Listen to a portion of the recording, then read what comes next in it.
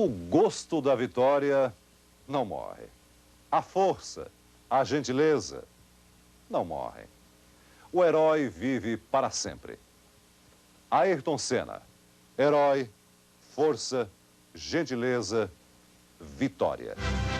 No Globo Repórter desta noite, as vitórias e o heroísmo de Ayrton Senna contados pelo amigo Galvão Bueno. A carreira brilhante que deu alegrias e orgulho ao povo brasileiro. O bom humor e as brincadeiras longe das pistas. A gentileza do jovem que tratava a todos com a mesma atenção e carinho. As imagens inéditas dos últimos dias de Senna na Itália, no relato dos repórteres Roberto Cabrini e Pedro Bial. A emoção na entrevista exclusiva da namorada Adriane. O repórter Ernesto Palha acompanha a despedida dos fãs, a nação unida na homenagem ao seu herói. E o repórter Roberto Cabrini tem uma revelação. Uma fita na qual se ouve o chefe da Williams, a equipe de Senna, dizer que se continuassem os problemas nos pneus, Senna poderia ter um acidente. Mas antes, vamos lembrar o Ayrton que sempre vamos ter na memória.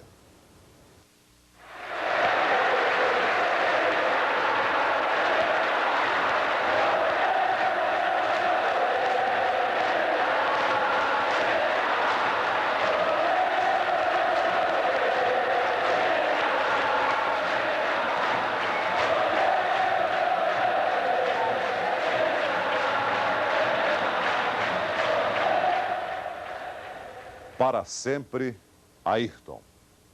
Esta noite, sempre vamos celebrar as glórias, as proezas incríveis do campeão. Alegria dos nossos domingos. Um bom começo. Donington Park, Inglaterra, 1993. A primeira volta mais espetacular da história da Fórmula 1. Senna larga na quarta posição, pode perder a quarta posição. Aí Prost na primeira posição, Hill em segundo, Senna vem ali por dentro. Recupera a quarta posição, deixa Michael Schumacher atrás dele. E já vai com tudo para cima do Karl Wendlinger. Já faz a ultrapassagem. É Senna no molhado voando para cima de Wendlinger.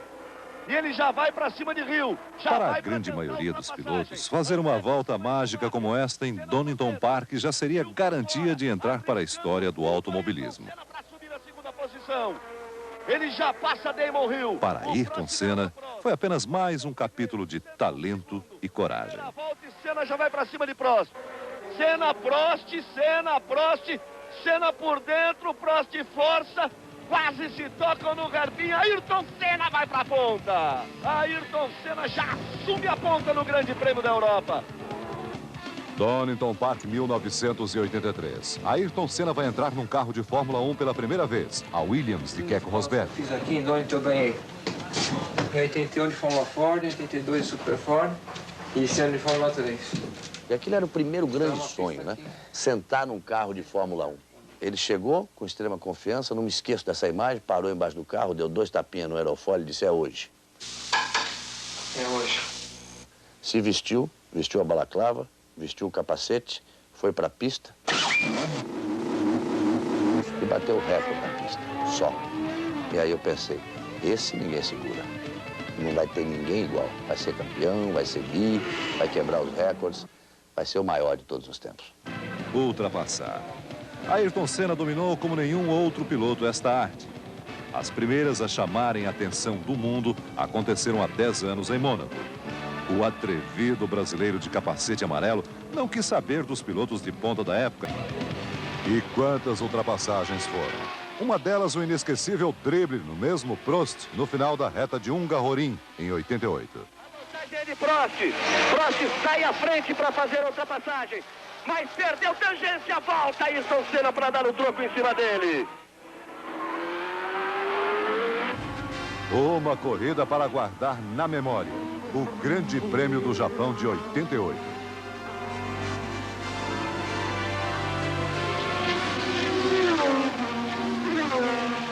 Senna tinha que vencer. Tendo que vencer, começou como ele sempre fazia. na pole position. Largada, o motor vai abaixo.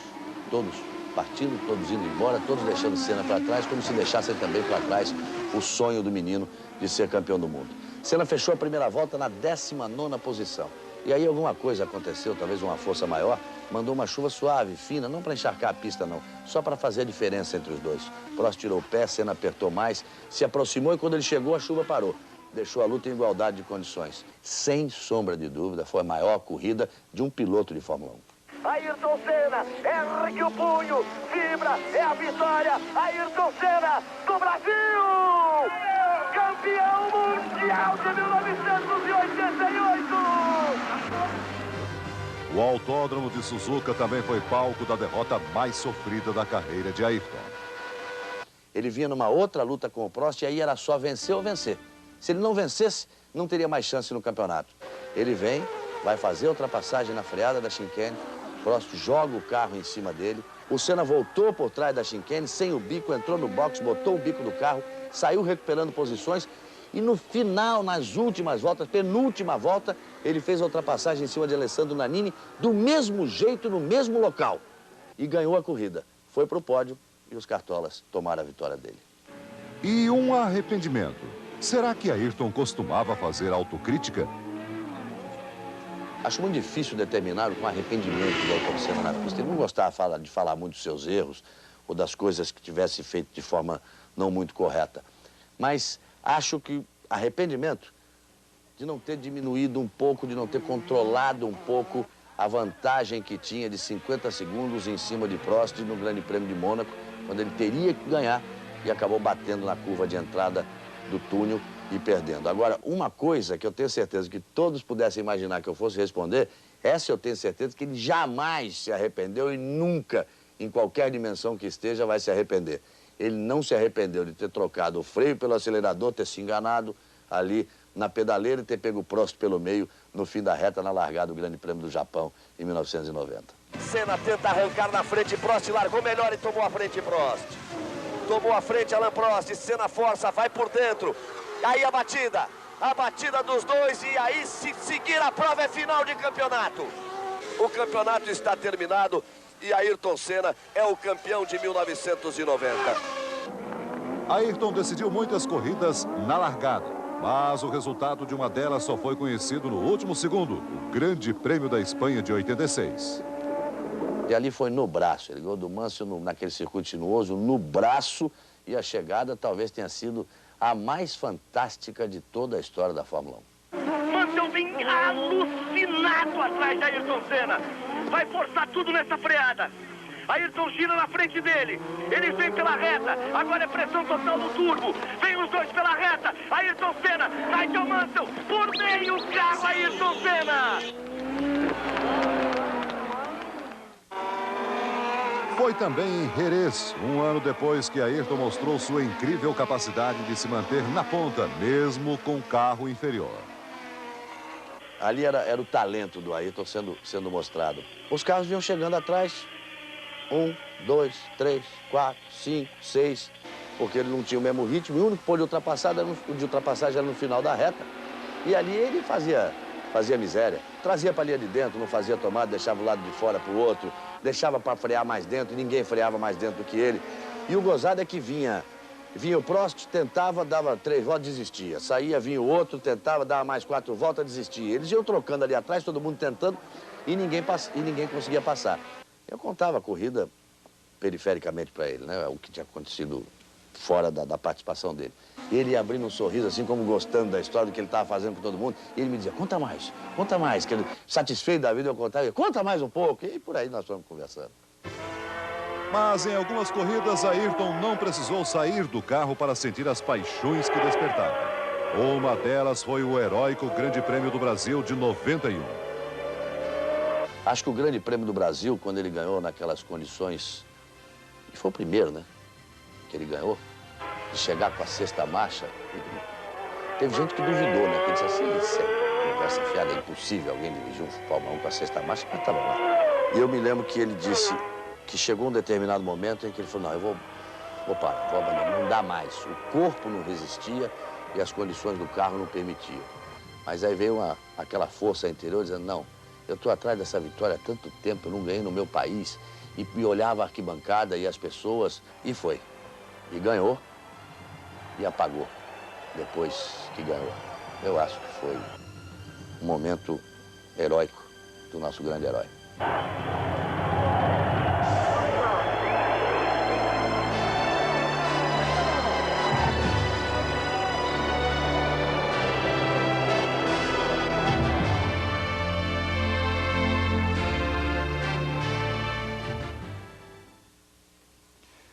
Todo brasileiro se identifica com Ayrton Senna porque o herói era uma pessoa simples que viveu intensamente tudo que é mais característico de um brasileiro.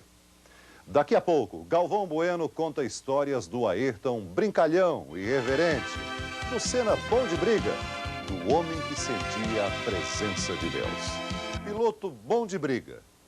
Nunca houve nas pistas alguém que, como ele, soubesse impor tanto respeito aos adversários. O lema do campeão era ou vai ou racha.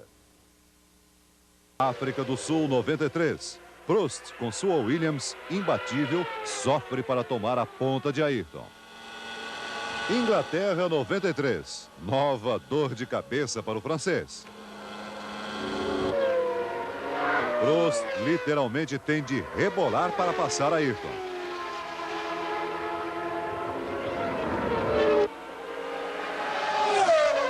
Para Ayrton bastava uma tênue chance de permanecer na ponta entre mil outras de ficar para trás.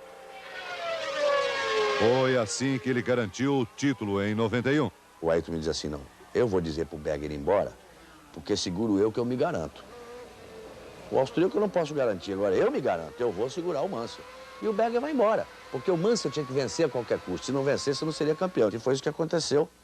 O Ayrton disse pro Berger, olha, largo, mesmo que eu largar na frente, você vai embora. E o Berger foi embora. E o Ayrton ficou segurando o Mansell, só que aí não precisou ter muito trabalho, porque faltou aquilo que faltava pro Mansell na hora da pressão. E o Mansell no curvão, passou reto Mansell! Passou reto Mansell! Acaba o campeonato mundial, porque aí ele não consegue mais voltar! As brigas espetaculares foram com Mansell, mas quem Ayrton mais respeitava era outro piloto. Senna teve grandes adversários. Nelson Piquet, Nigel Mansell, foram tantos, o Schumacher agora nessa fase final, mas o maior adversário de Ayrton Senna foi Alain Prost. E sem sombra de dúvida, foi aquele que ele mais respeitou. Por várias vezes me disse pessoalmente, eu sou testemunha disso, dizia, esse francês, ele é fantástico, ele é o melhor. Na busca da pole, a concentração de Ayrton era tão intensa que no treino para o Grande Prêmio de Mônaco ele perdeu a noção na hora de parar de acelerar. Ele dizia que já tinha conquistado a melhor volta, mas ele continuou. E cada vez baixava mais o tempo, e cada vez baixava mais o tempo. Chegou a 2 segundos de diferença do segundo, e aí de repente ele disse que não dirigia mais o carro, não era mais a pista. Ele entrou numa outra dimensão, andava como se fosse num túnel, cada vez mais rápido, numa coisa completamente fora dos padrões normais, dos parâmetros. O impressionante é isso, é a própria declaração de Senna dizendo, eu estava numa outra dimensão. Vontade incrível de vitória, uma garra, determinação, um desejo superior de atingir um objetivo. Mas Ayrton também já se deu ao luxo de relaxar em pleno cockpit. Foi no GP da Austrália em 85. Essa corrida da Austrália em 85 foi um dos maiores espetáculos da Fórmula 1. Ele andou por fora da pista.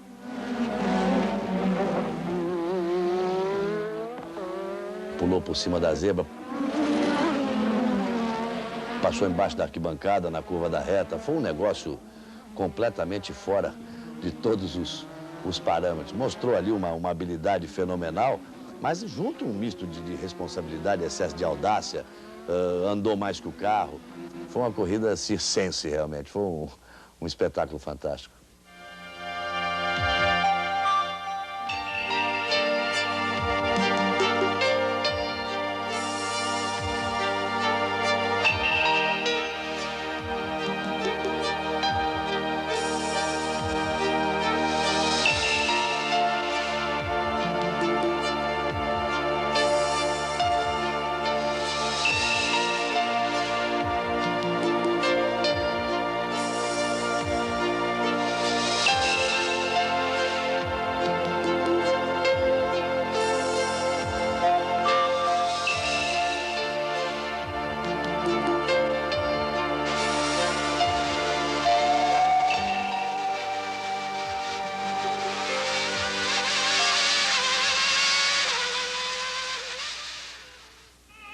Circuito de Jerez, setembro de 89. Martin Donnelly sai com sua Lotus para treinar. O quadro desenhado na curva atrás dos boxes é terrível. Um grande silêncio enche o autódromo. Os olhares procuram a mulher de Donnelly e o Dr. Sid Watkins. De repente, a Fórmula 1 torna-se uma diversão brutal e inútil, onde o risco da morte sempre reaparece. Donnelly sobrevive milagrosamente. Ayrton faz questão de ver o piloto da Lotus antes de voltar à pista para treinar. Quando você vê situações como essas, você pensa realmente até quando você vai resistir a tudo isso? Se você vai passar por tudo isso e sair ileso, sair bem, não só fisicamente, mas psicologicamente. Será que, de repente, depois de tanto sucesso, não está na hora de dar um tempo?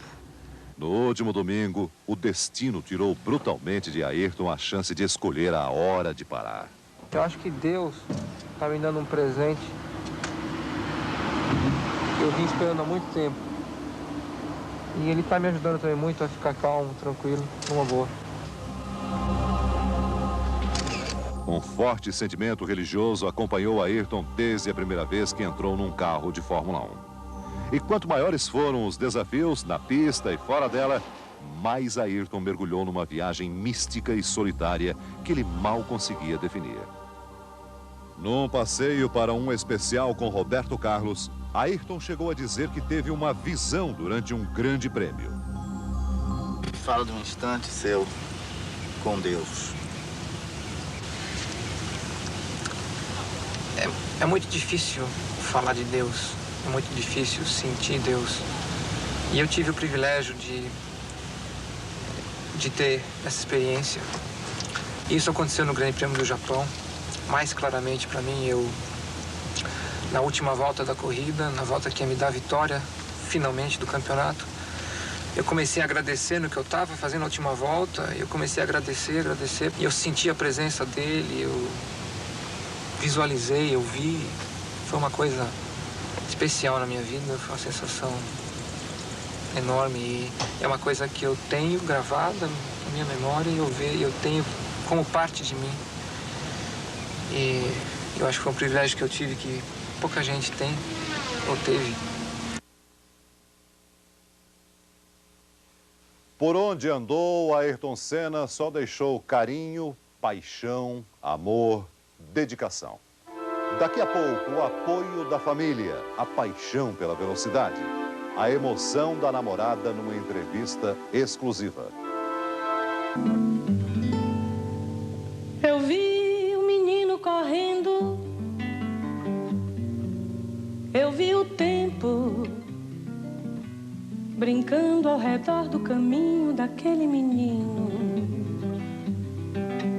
Eu pus os meus pés no riacho e acho que nunca os tirei. O sol ainda brilha na estrada e eu nunca passei. Desde o tempo do kart até hoje, meus pais foram a chave de tudo. Foram eles que mais tarde voltaram a apoiar e que acompanham realmente com afinco a minha carreira. Sempre fui muito ligado à família e sempre gostei demais de estar junto deles. Por outro lado, eu cresci com alguma coisa dentro de mim, no sangue, no coração, na cabeça, que tem alguma coisa a ver com motor, com barulho, com um volante e 4 rodas, enfim. Eu perguntei um dia para ele, e quando você pensa em parar? Olha, mãe, o dia que eu for campeão, eu paro. E eu me lembro de algum assunto como esse, mas não totalmente. Mas eu sei, no fundo, que não é isso, que não é verdadeiro. A gente sabe disso, né? Ela sabe que o dia que der eu paro. A relação do Ayrton com a família é um exemplo, porque sempre foi uma coisa muito forte, muito intensa, de muito respeito, de muito amor, de muito carinho, e que eu tenho absoluta certeza foi fundamental na formação também do grande campeão. Beco, ligadíssimo à família. Mas Ayrton Senna era cidadão do mundo. Este apartamento em Mônaco era a residência oficial. Mas o lugar favorito era a casa que tinha em Angra dos Reis, no litoral do estado do Rio. Senna estava sempre lá, nas folgas e nas férias. Um descanso sempre em alta velocidade, na lancha, no esqui aquático, no jet ski. Às vezes se permitia ficar simplesmente boiando na água, mas era raro. O tricampeão da Fórmula 1 voava nas pistas e nos ares. Era capaz de levar na ponta dos dedos um caça F-5 supersônico. Senna tinha um jatinho. Quando voltou com o título de tricampeão mundial, entrou no espaço aéreo brasileiro com uma escolta triunfal. Jatos da Força Aérea Brasileira. É um presente muito especial para mim e eu agradeço de coração.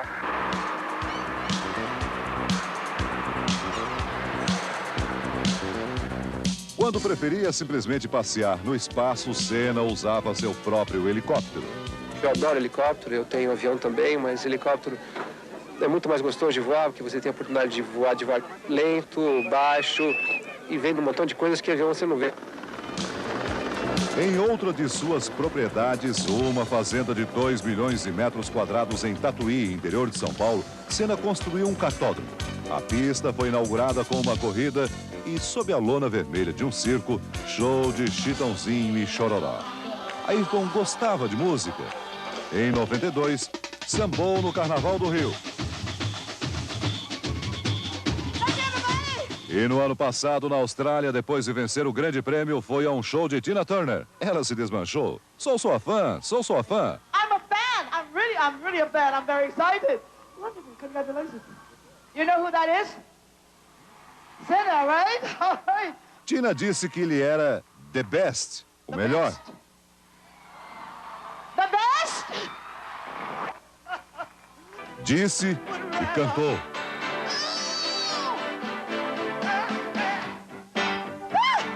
Ayrton Senna era moleque fora da pista. Ai! Ai!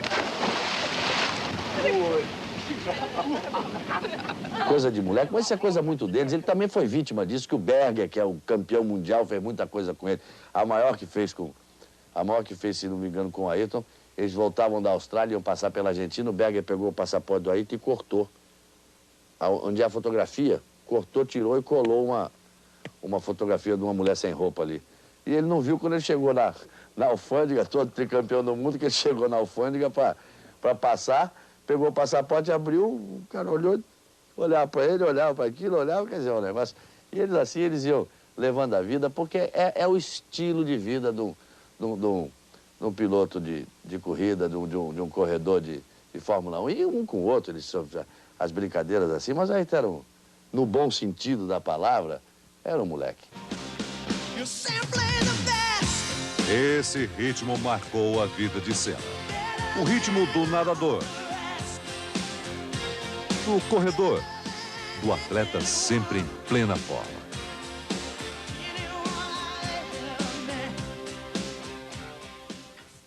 Senna sempre foi muito reservado quanto à sua vida pessoal. Casou-se muito jovem e logo se separou. Não gostava de falar de namoros, mas um dia contou que tinha um sonho. Carro de Fórmula 1 com 2 lugares e eu poder pegar esse carro sem ninguém em volta, sem ninguém por perto e botar meu amorzinho dentro e dar uma volta com ela. Quando namorou Xuxa, foi impossível manter o romance em segredo. Não foi com ela que realizou seu sonho delirante, mas o coração certamente acelerou ao ver a amada pilotando um kart.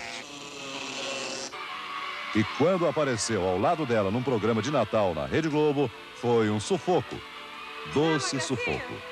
Agora, para minha descoberta de 88, Feliz Natal, Feliz Ano Novo, Feliz 90, Feliz 91, Feliz 92, Feliz 93. Xuxa chorou muito a morte de Senna, mas não quis falar sobre ele. Nenhuma palavra. Só a saudade.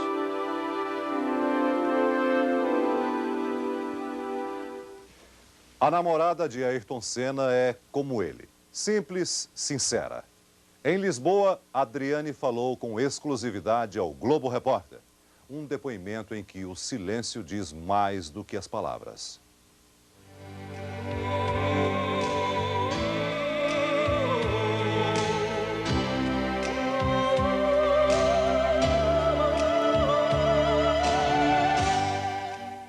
Você consegue lembrar as suas últimas palavras, a sua última conversa com Ayrton Senna no telefone? Falei uma vez com ele logo depois do acidente do austríaco. E ele me ligou, eu estava aqui. A gente conversou muito rápido. E aí a gente se falou à noite com mais calma. Eu já estava na casa dele, no Algarve. E ele estava muito mais calmo, muito mais tranquilo. Porque à tarde você achou que ele não estava bem? Não. Ele estava assim num estado de choque. Ele viu um companheiro falecer ali numa fração de segundos. Foi bem isso que ele me falou. Adriana, dizem que ele é conhecido como o melhor do mundo. Ele não é conhecido, ele é o melhor do mundo. O melhor do mundo porque ele passou a vida inteira só se preocupando em trabalhar, trabalhar, trabalhar, trabalhar. E ele deixou de lado a vida pessoal dele. Eu vivi com ele 1 ano. E desse 1 ano pra cá, ele se dedicou pra corrida, mas eu tive o tempo pra mim. Em nenhum momento faltou tempo pra mim. Adriana, e os seus projetos com ele? Projeto? De vida com ele, não? Ele era minha vida. E vocês chegavam a conversar sobre casamento, filhos? Todo mundo tem projeto de casar e ter filhos. Todo mundo tem projeto de montar uma família. E a gente tinha muito que conversar ainda, muito que se falar, muito que ser feliz. É lugar comum perguntar como é que você está se sentindo agora, né? Se você tem planos, se você pensa em fazer alguma coisa. Penso, no momento eu só penso na perda que não entra na minha cabeça. Que eu tive, que a família teve, que o mundo teve. Fórmula 1 pra mim. Nunca mais. Você nunca mais vai querer ver uma corrida? Não quero mais ver. Não quero mais escutar barulho, não quero. Pra mim, foi um ponto final. Acabou. Depois de te perder, te encontro com certeza. Talvez no tempo da delicadeza, onde não diremos nada, nada aconteceu. Apenas seguirei como encantado ao lado teu.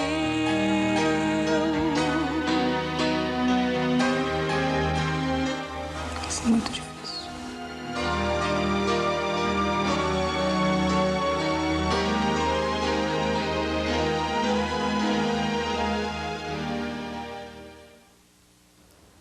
Uma revelação. Numa fita inédita, você vai ouvir o chefe da equipe Williams, na véspera da corrida de Imola, avisar que se os problemas dos pneus não fossem resolvidos, Senna poderia ter um acidente. Daqui a pouco, os repórteres Roberto Cabrini e Pedro Bial contam o fim da vida do tricampeão com imagens inéditas. Tensão, depressão, revolta. Os últimos dias de Ayrton Senna foram também os piores da vida do supercampeão. O Senna que apareceu no circuito de Imola na sexta-feira que antecede o Grande Prêmio era um homem diferente. Havia algo estranho no ar, algo que parecia incomodá-lo. Senna estava distante, não mostrava aquela confiança contagiante de sempre. Mas por quê? Os amigos e companheiros de trabalho notaram a mudança. Veja o depoimento da francesa Valérie Jorqueira, técnica da Elf, a empresa que fornece combustível para a Williams. Para mim, não estava como sempre. Estava branco, estava pálido, não estava bem. Parecia que não estava bem. Estava diferente das outras vezes. Isso antes ou depois dos acidentes com o Barrichello e com o Ratzenberger? Antes. Estava já... sexta-feira já estava assim. Eu falei com o Patrese, que Patrese também dizia que não encontrava bem. Mas de onde vinha tanta preocupação? Senna se sentia sob pressão.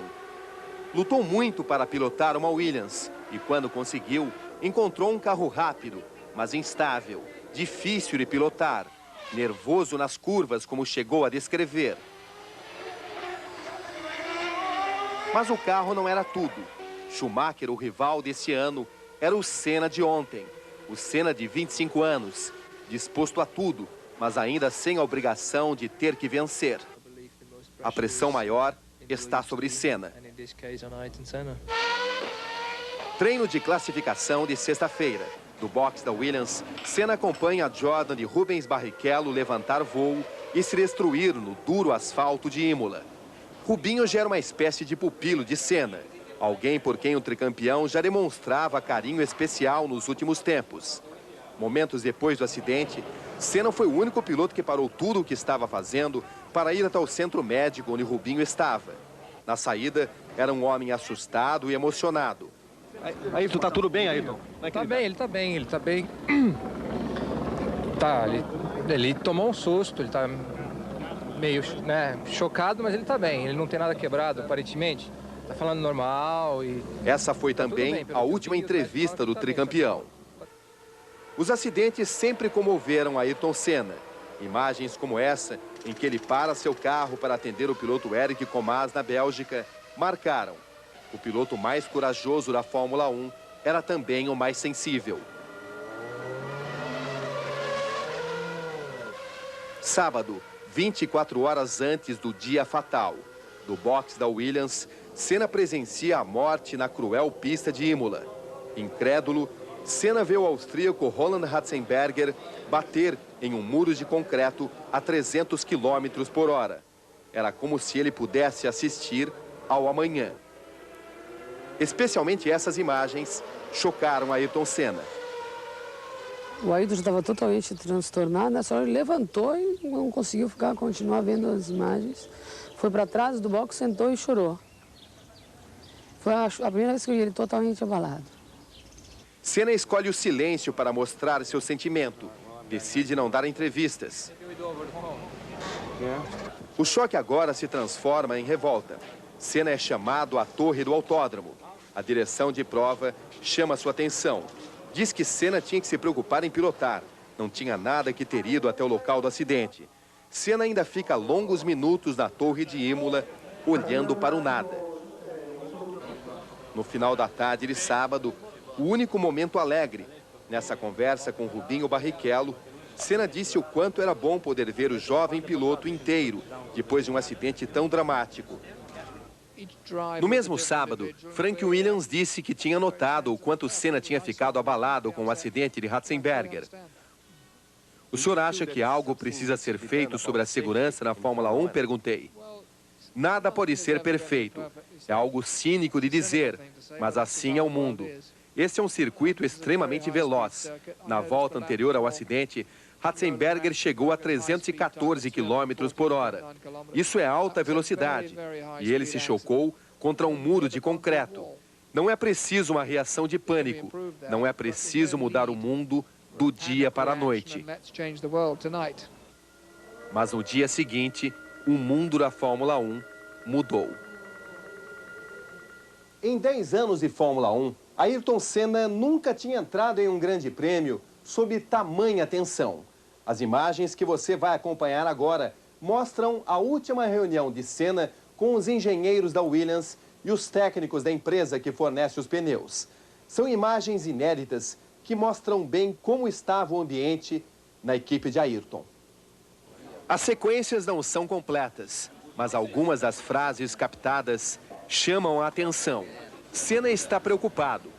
Não posso ter uma desvantagem como essa por uma questão técnica, disse ele. Não é minha responsabilidade.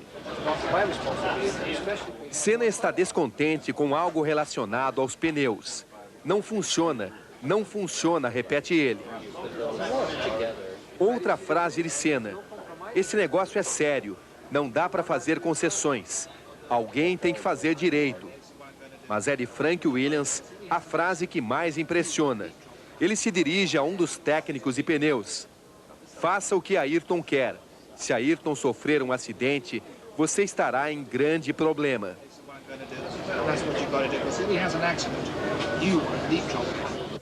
Um dia depois, Senna deixou o box da Williams para se preparar para a largada do Grande Prêmio de San Marino. Claro que ele se assustou com o acidente do Rubens Barrichello, tanto que quis entrar no hospital, não deixaram, ele pulou o muro para entrar. É claro que ele se chocou com a morte do Ratzenberger, é claro que ele falou sobre isso, é claro que ele tentou usar a sua força de tricampeão para já conseguir algumas modificações, mas daí a dizer que ele estava com medo de correr e que ele previu a morte, isso chega ao absurdo, que é o maior exemplo. Além de nós termos conversado normalmente, dele ter tomado vinho no sábado, meio copo, para brindar o aniversário do Joseph, de ter falado de planos futuros, que é o exemplo maior, ninguém ouviu falar nisso. Antes da corrida, ele pediu ao seu manager: Julian, vê se me arruma aí uma bandeira da Áustria, porque eu vou ganhar a corrida e queria carregar a bandeira da Áustria e prestar uma homenagem ao Ratzenberger. Acho que não se fala mais nada.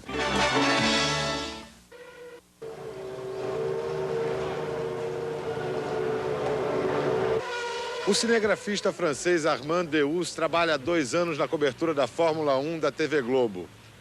Ayrton Senna se acostumou com a presença de Armand. Senna chegava a esperar o cinegrafista para começar as suas entrevistas. No domingo passado, poucos minutos antes da corrida, Armand estranhou a atitude do piloto brasileiro. Habituellement, Ayrton Senna vient pas aussitôt dans le garage. Ayrton Senna não costumava ficar muito tempo dentro da garagem, conta Armand. Eu me surpreendi. Ele ficou 7, 8 minutos ali, diante do carro. Ele sempre olhava para os pneus, o cockpit e logo botava o capuz, o capacete. Em no máximo 3 ou 4 minutos. Máximo 3, 4 minutos. Ele était rapide. La Fórmula 1 c'est comme une famille. A Fórmula 1 era uma grande família brasileira. Pilotos, jornalistas e Ayrton era o pilar dessa família, diz o francês Deus. De 15 em 15 dias, 16 vezes por ano, todos se reencontravam.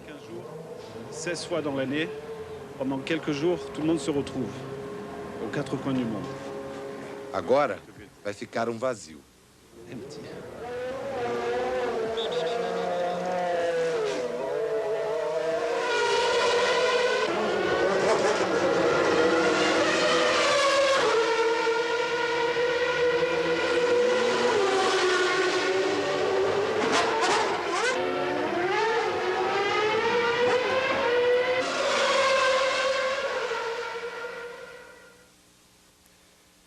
O último dom de Ayrton Senna foi unir o Brasil. Na dor da despedida, a nação mostrou quem é o seu herói. Daqui a pouco, a emoção dos fãs em São Paulo. O exemplo do campeão seguido pelos jovens. O adeus de Galvão Bueno ao amigo Beco.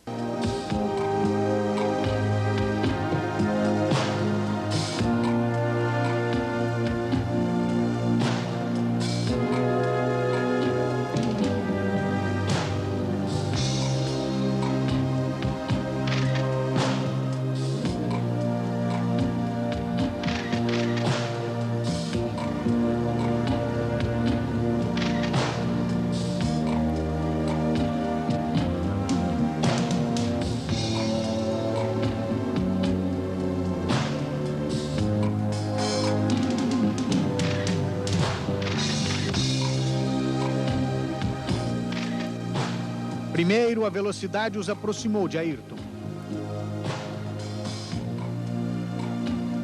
Depois, a tristeza chegou no final de uma reta, a 300 por hora.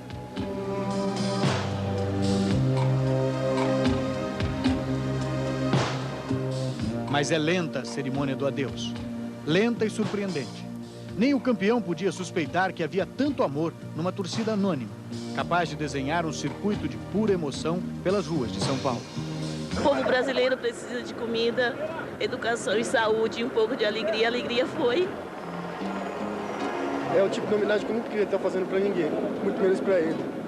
Depois de 10 anos colecionando glórias e alegrias, é difícil aceitar a maior derrota. Papai fez um autódromo, Papai do Céu, e estava precisando de quem?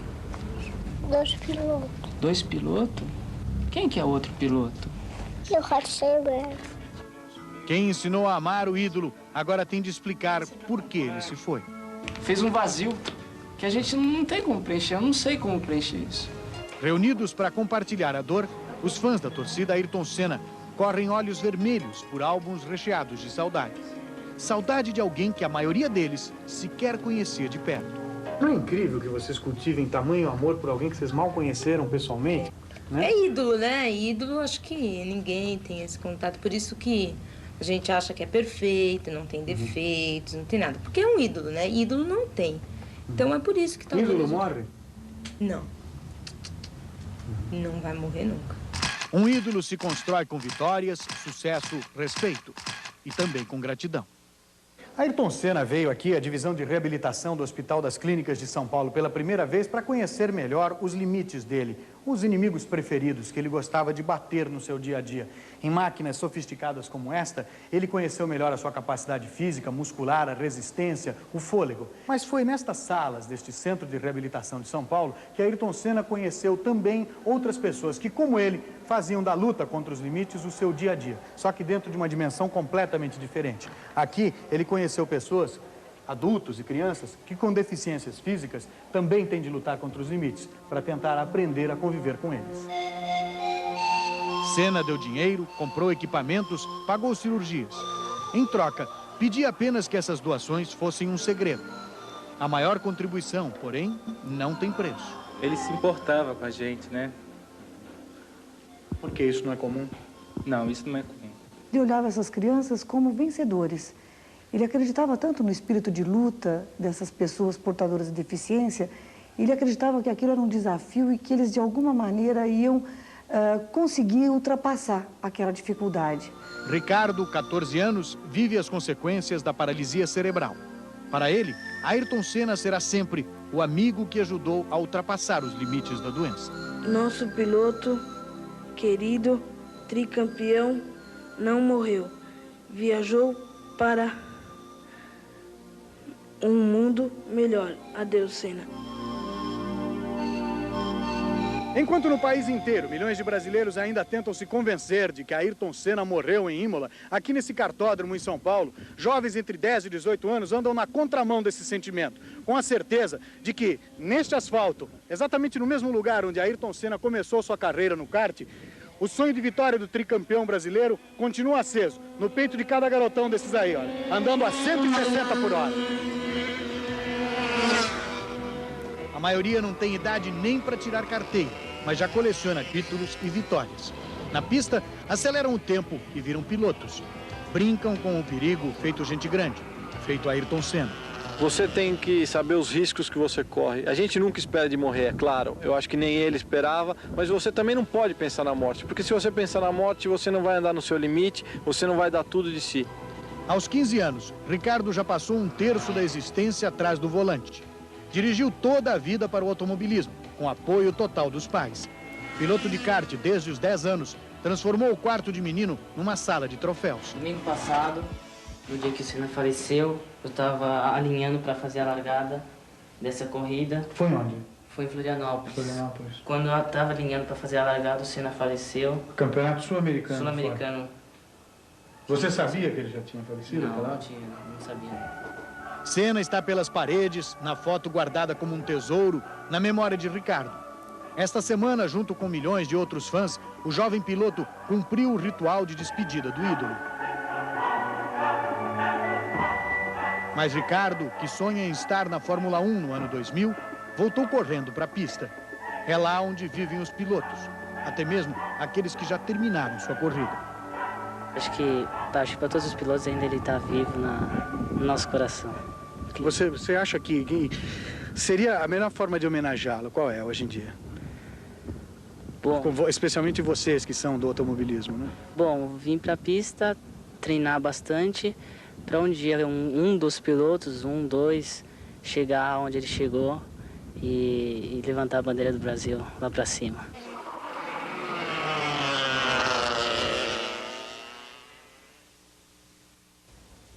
Eu venho desde domingo tentando achar uma frase que pudesse definir o meu amigo Ayrton Senna.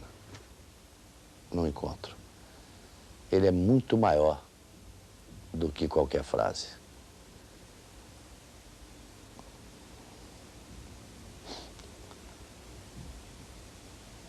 Vá com Deus, meu irmão. Porque você acha que está no seu lugar. Você era tão grande, tão maior que seu tempo, que eu acho que você realmente pertencia a uma outra dimensão. Vá com Deus, meu irmão.